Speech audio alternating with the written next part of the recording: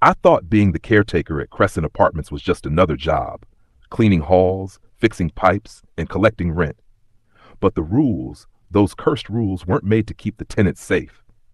They were made to keep something else contained.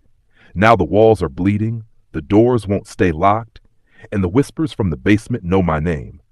I followed the rules. I broke the rules. And now, Crescent Apartments wants to keep me forever. Are you ready to step inside? Welcome to Dr. Snooze, the home of chilling tales and sleepless nights. If you love spine-tingling horror stories and mysteries that keep you on edge, you're in the right place. Settle in, but don't get too comfortable, because the nightmares are just beginning. When I first saw the ad for the caretaker position at Crescent Apartments, it didn't look much different from the dozens of other postings scattered across the classifieds. The pay wasn't great, but it came with a room on site, utilities covered, and the kind of solitude I had been craving after years of working crowded jobs in louder, busier places. I thought it might be a fresh start. Crescent Apartments was an old 3-story brick building in a quiet Arkansas town, not far from where the pine trees stretched for miles and the street seemed abandoned after sundown. The building had been standing since the 1940s, according to the manager who interviewed me, and though it had been renovated in bits and pieces, its age showed through the cracked plaster and creaking stairwells.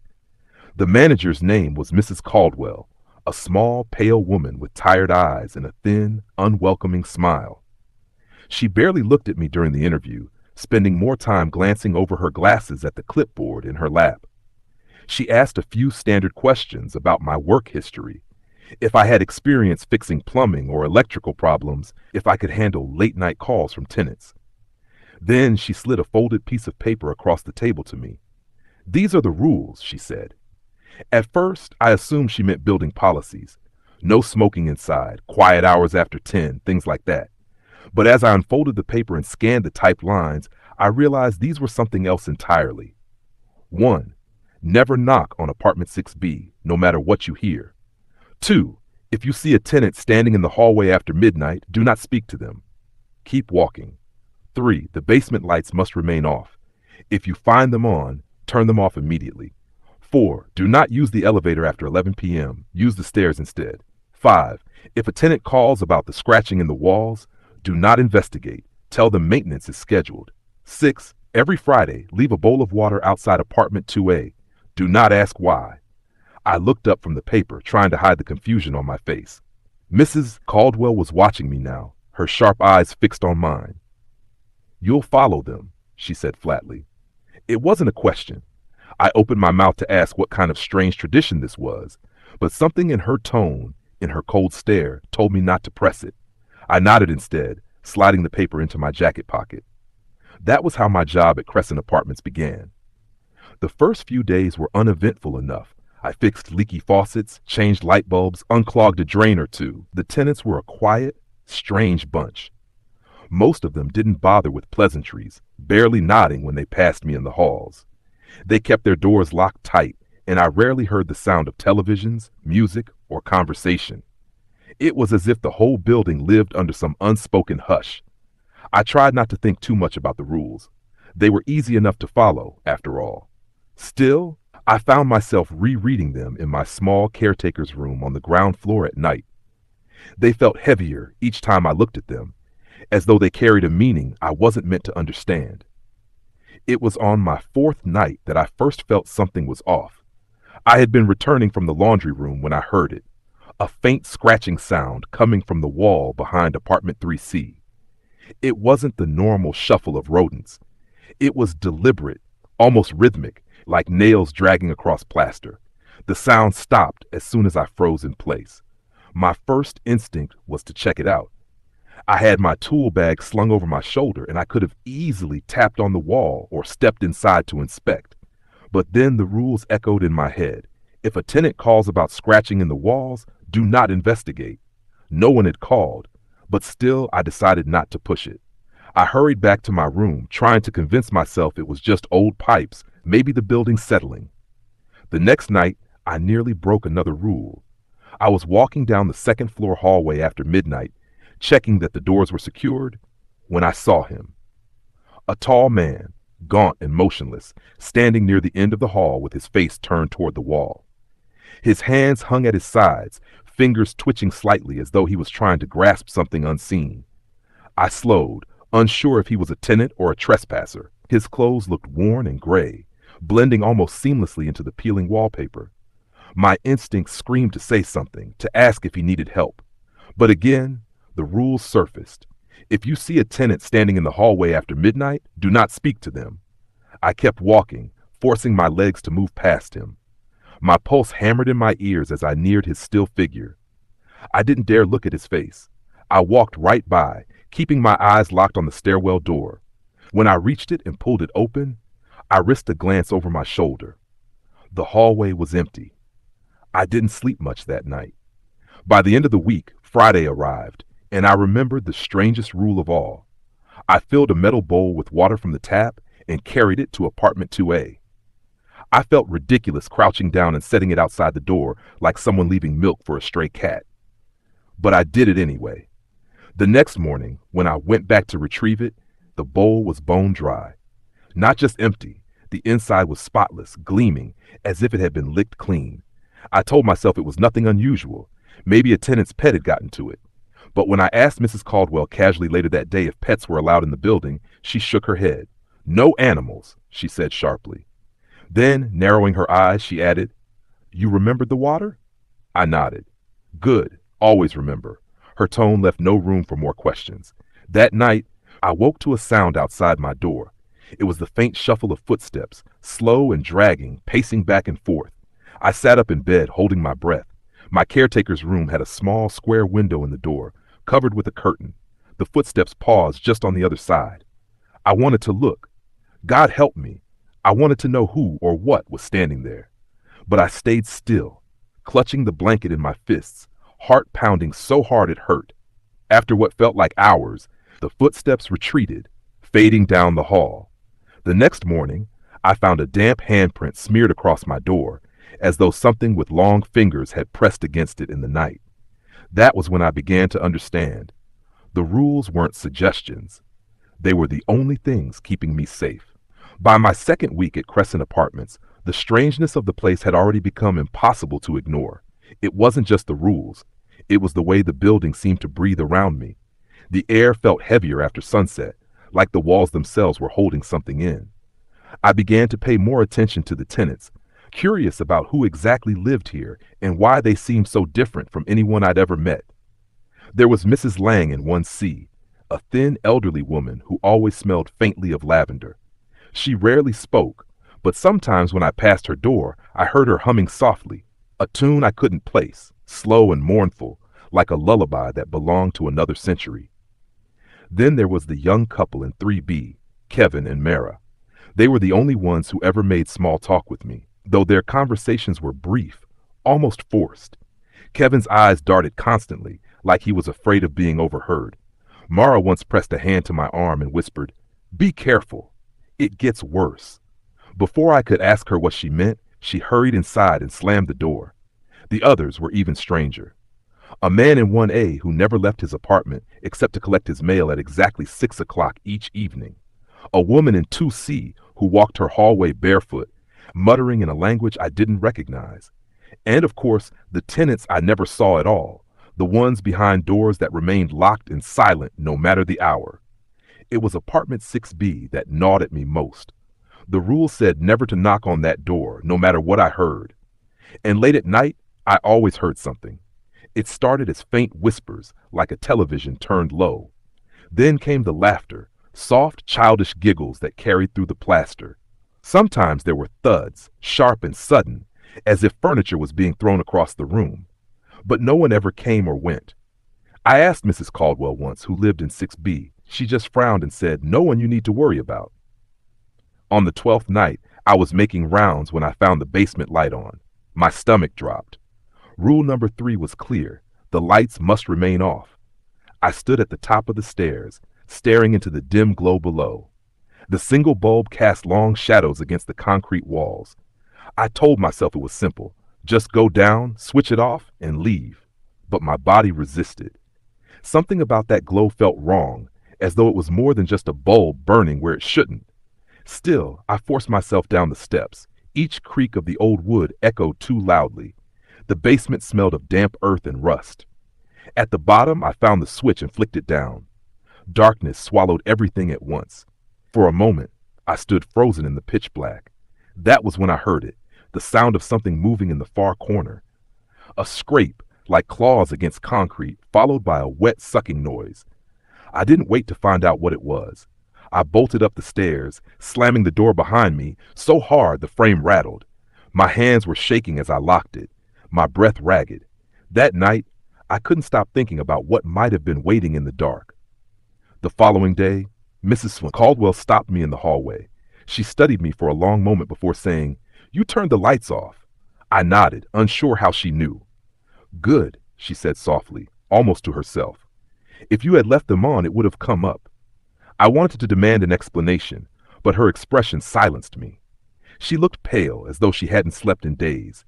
As if to distract me, she added, "Don't forget tomorrow's water." I didn't. That Friday, I left the bowl outside 2A again. This time, I lingered at the end of the hall, pretending to check a smoke detector, hoping to see who or what took it. At precisely midnight, the sound of soft footsteps approached. I pressed myself against the wall, holding my breath. The door creaked open just a fraction. A hand reached out. But it wasn't like any hand I'd ever seen. The fingers were long and too thin, bending strangely, with skin that seemed gray and damp. It scooped up the bowl, retreating back into the darkness. The door shut quietly.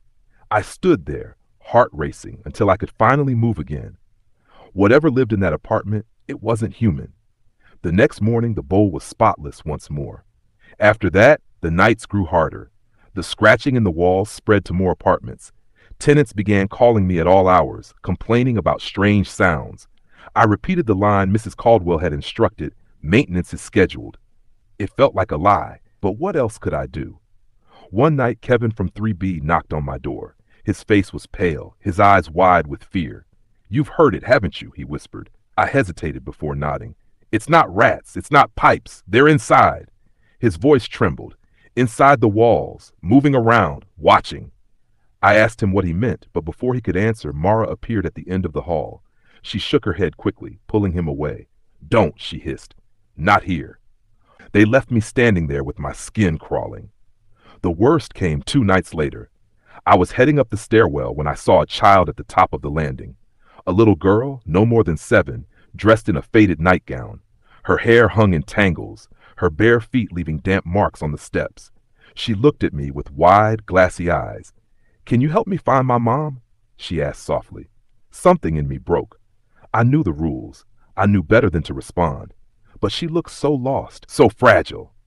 "Yes," I whispered before I could stop myself. Her face twisted into something I'll never forget.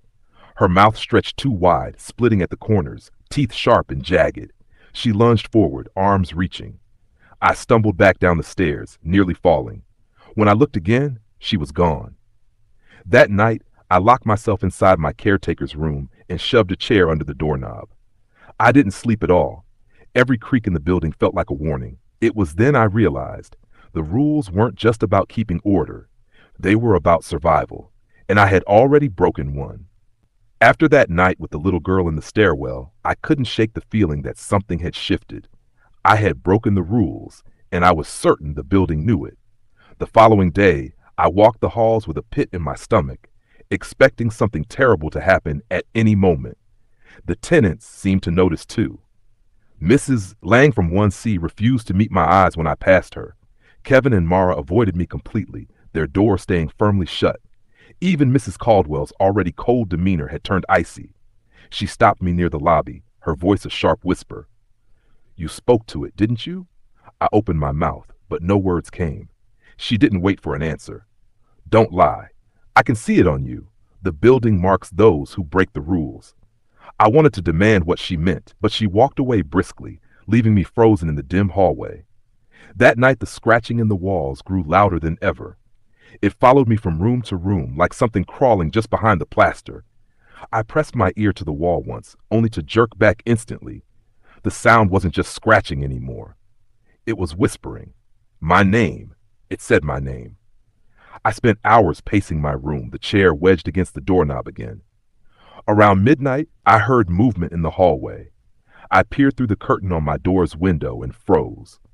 The same little girl from the stairwell was standing just outside, her face tilted up toward the glass. Her lips were moving silently, though I couldn't hear the words. Her hands pressed against the door, leaving damp smears like before. I stumbled back, my heart thundering. She stayed there for nearly an hour, whispering soundlessly, before finally fading into the darkness. I didn't sleep at all.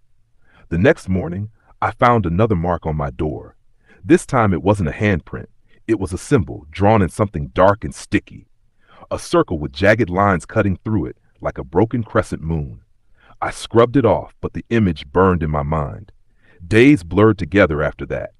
I kept following the rules as best I could, terrified of what might happen if I slipped again.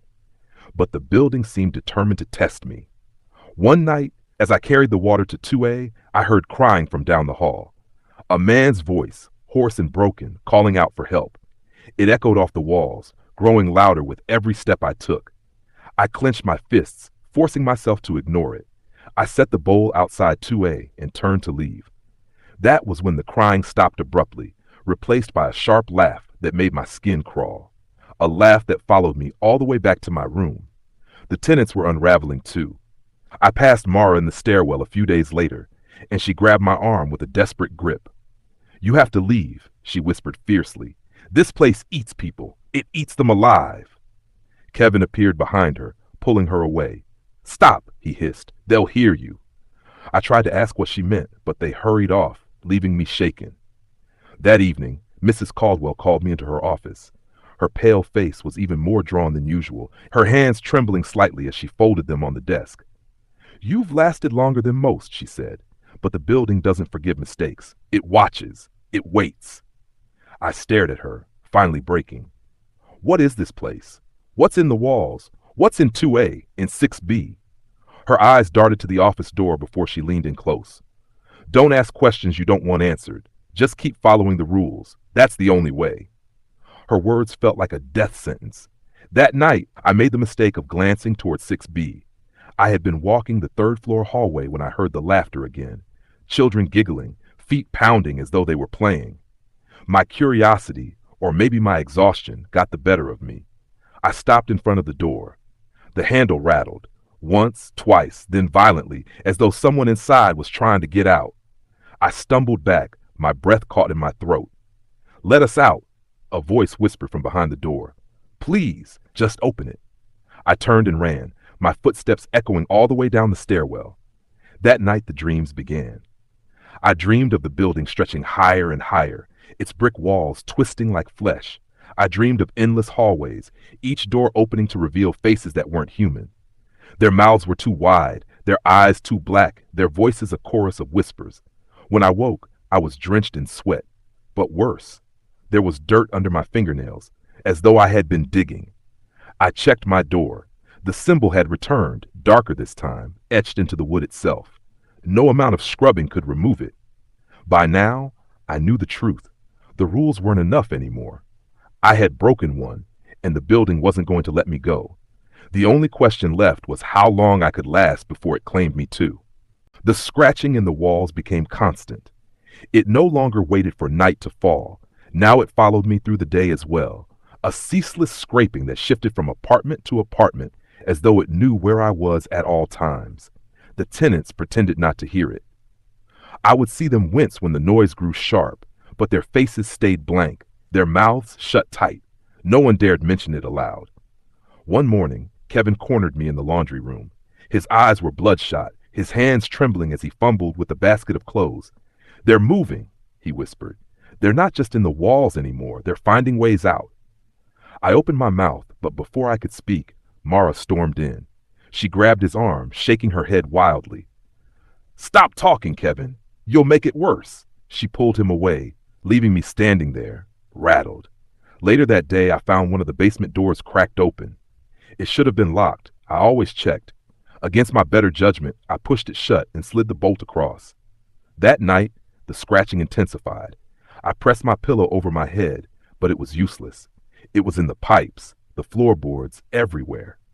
Then, around midnight, a section of plaster in my room cracked. A jagged line split across the wall, dust sprinkling down onto the floor. Something moved beneath the crack, a shadow shifting, pressing against the surface like fingers testing fragile skin. I fled the room, slamming the door behind me. I spent the rest of the night sitting in the lobby, the flickering light above buzzing like a dying fly. By morning, the crack was gone. The wall looked smooth again, as though it had never been damaged. But when I touched it, the plaster was warm. I went to Mrs. Caldwell, desperate for answers. Her office smelled of old paper and mildew. She barely looked up as I stood in the doorway. "It's getting worse," I said. My voice shook. "There's something in the walls." She sighed, pinching the bridge of her nose. "Of course there is. That's why the rules exist. You were warned." "What are they?" I demanded. "What's in this building?" For the first time, she met my eyes. Her expression was weary, but beneath that weariness was something else. Fear. Things older than us. Things that don't belong in our world but found a way through. This building keeps them contained, mostly. The rules are the barrier. Break them, and they notice you. My throat tightened. I already broke one. She nodded grimly. "Then you're marked. You can survive a while if you're careful, but sooner or later, it'll come for you." Her words left me hollow. I stumbled out of her office, the buzzing of the lobby light drilling into my skull. That evening, as I made my rounds, I passed 2A and saw the bowl waiting outside the door. I hadn't placed it there yet. Someone, or something, had beaten me to it. The bowl was filled with dark water, almost black, its surface rippling though the air was still. I backed away slowly, but the door creaked open just a sliver. An eye stared out at me, gray, unblinking, far too large for the face behind it. I turned and fled, my footsteps echoing through the hall. When I returned hours later, the bowl was gone. Sleep became impossible. Every time I closed my eyes, I dreamed of the walls splitting open, hands reaching for me, voices chanting my name. I stopped eating. My reflection in the bathroom mirror grew gaunt, my skin pale and hollow. The other tenants began avoiding me completely. When I walked by, doors shut quietly, footsteps retreated down hallways. I had become untouchable, cursed. One night, I broke. I couldn't take the scratching anymore. I grabbed a hammer from my toolbox and began pounding at the wall in my room. Chunks of plaster fell away, dust choking the air. The scratching grew louder, frantic, as though whatever was inside knew I was coming. Finally, I broke through. Behind the plaster was not insulation or pipes, but a hollow space. A narrow tunnel, dark and damp, stretching further than I could see. The scratching stopped. Then slowly, something moved inside. I dropped the hammer and stumbled back. From the tunnel, a pale hand emerged. Its fingers were impossibly long, nails cracked and sharp. Another hand followed, pulling at the edges of the hole as something began to crawl out. I bolted from the room, heart racing. I didn't stop until I was outside the building, gulping in the cold night air. But Crescent Apartments loomed behind me, its brick walls dark against the sky. I could swear the building seemed to lean toward me, as though it knew I couldn't leave. And deep down, I realized the truth. I was trapped. The rules weren't just about surviving inside Crescent Apartments. They were about making sure no one ever left alive. After the night I broke through the plaster, I refused to sleep in my caretaker's room again. I dragged a chair into the lobby, where at least I had space around me, and the old fluorescent light overhead kept the darkness at bay. But even there, I wasn't safe. The scratching followed me down the halls, echoing through the vents.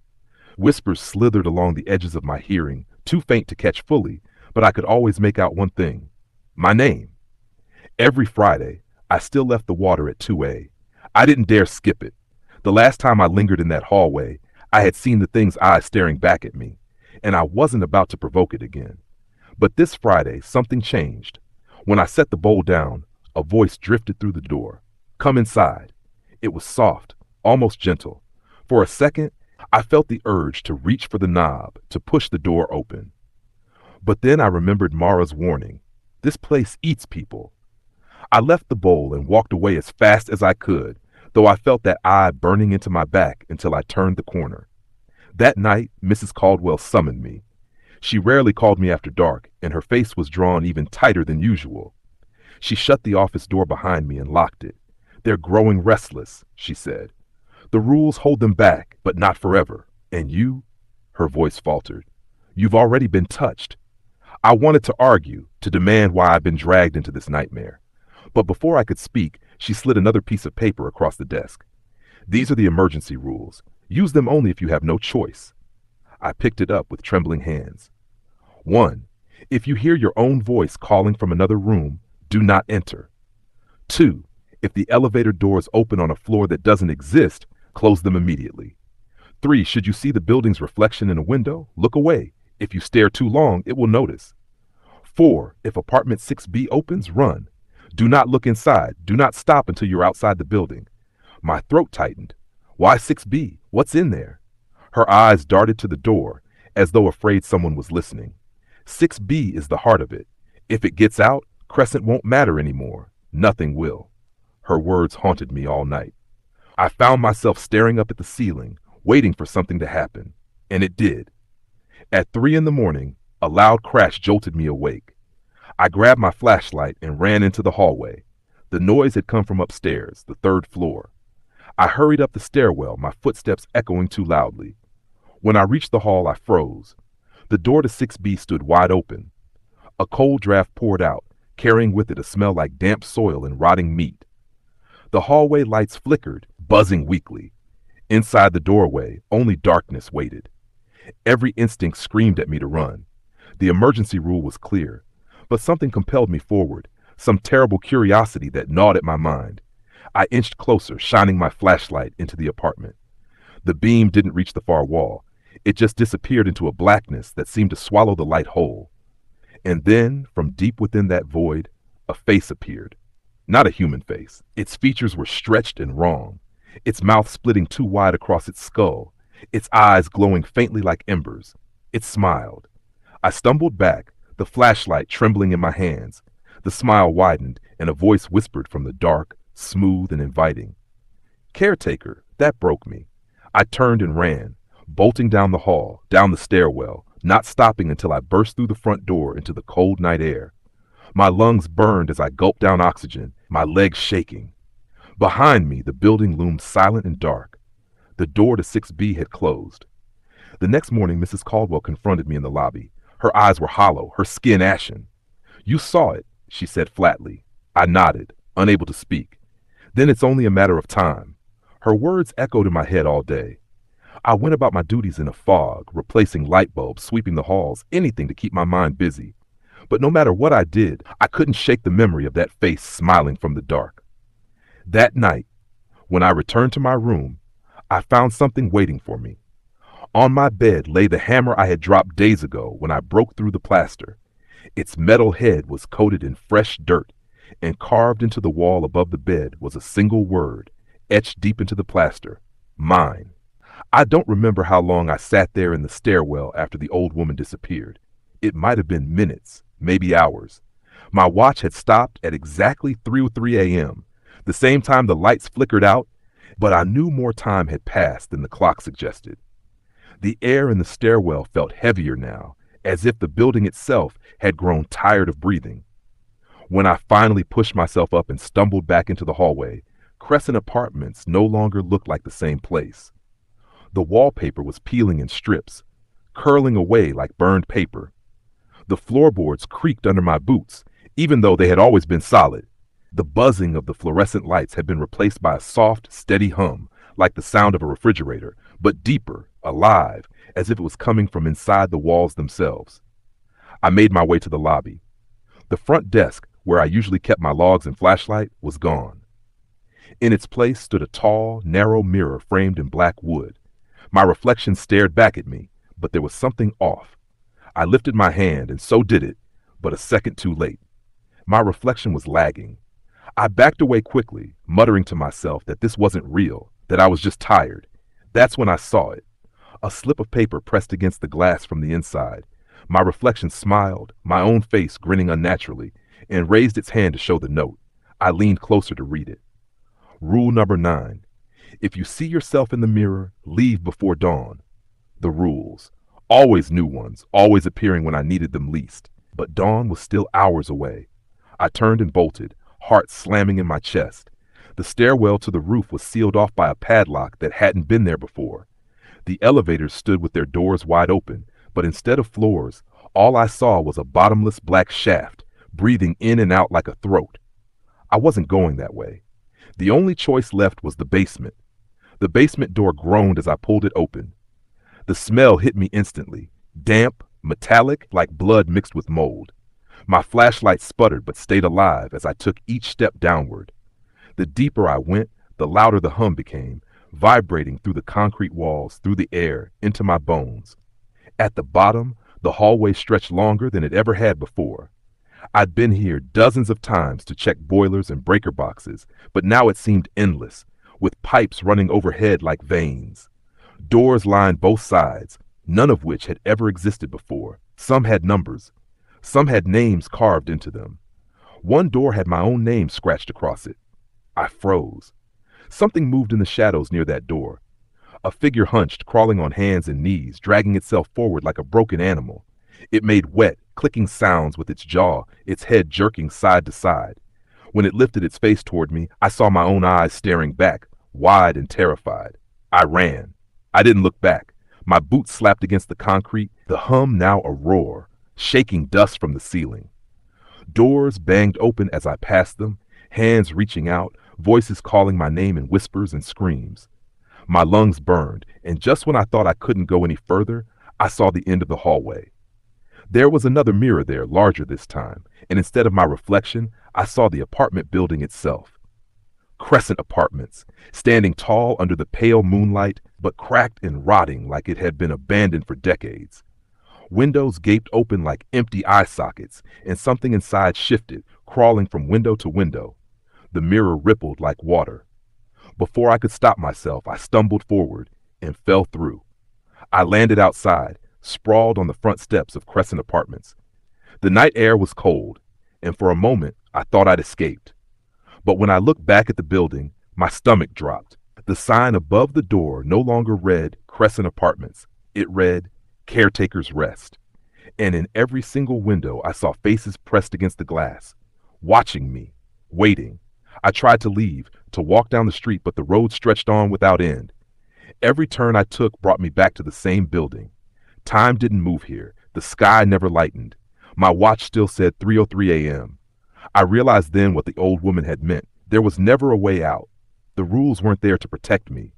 They were there to keep me in line, to keep me from upsetting whatever force kept this place alive. I wasn't just the caretaker anymore. I was part of the building, part of its machinery. And now every night I hear footsteps in the halls. Tenants who shouldn't exist. Doors opening and closing when no one is there. And sometimes I hear a knock at my own door. I don't answer, because I know if I do, I'll see myself standing there, smiling, holding another note, and the rules will change again. End of story. That was tonight's tale from Dr. Snooze, but the darkness never really ends. If you enjoyed the story, don't forget to hit like, share it with your friends, and subscribe for more sleepless nights. And tell me in the comments, what part of the story haunted you the most? Until next time, keep your lights on.